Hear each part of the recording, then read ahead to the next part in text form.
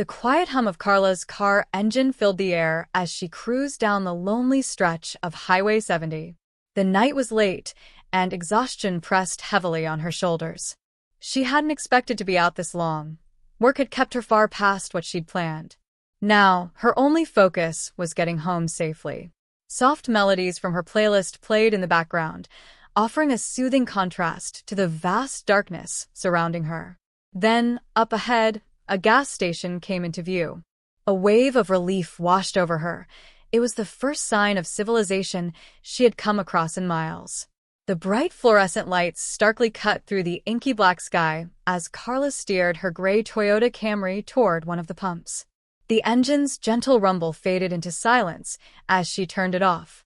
Stepping out, she inhaled the warm night air, faintly tinged with the scent of gasoline.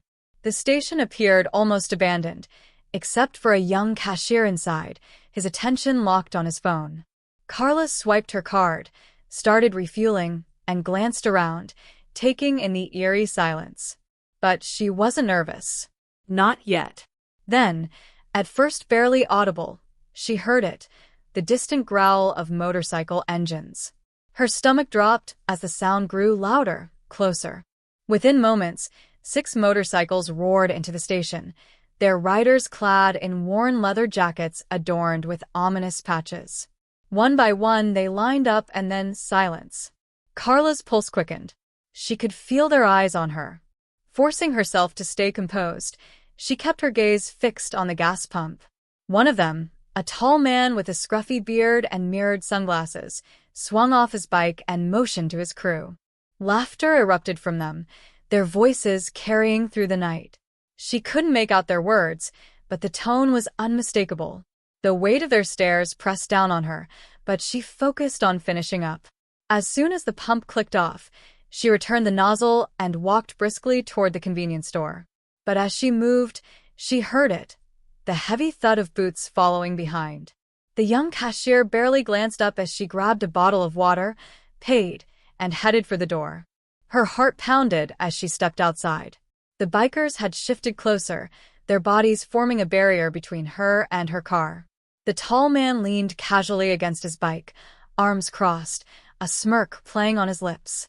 One of his friends let out a mocking whistle. Carla tightened her grip on the bottle but kept her pace steady. "Hey there, sweetheart," the tall man called out, his voice dripping with mockery.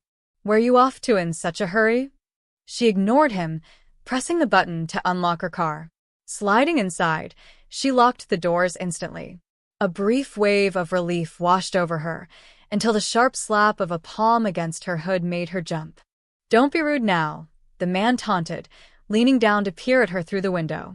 His friends chuckled, their laughter slicing through the still night air like shards of glass. Carla's jaw tightened as she reached for her phone on the passenger seat, her fingers trembling slightly. The tall man tapped the window, his smirk widening.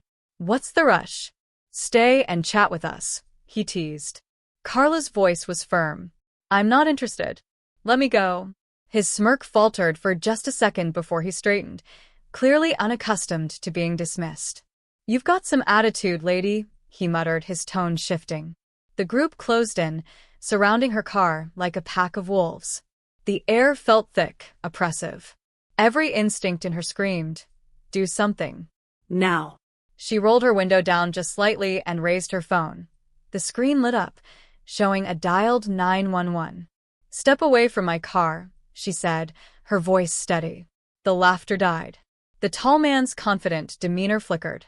Before they could react, Carla reached into her purse and pulled out a small metallic object. It wasn't a weapon, but under the harsh station lights, it sure looked like one. "I'm not playing games," she warned, her tone unwavering. "Leave. Now." Tension crackled in the air. The bikers exchanged uncertain glances. Then, breaking through the silence, the roar of an approaching truck filled the station.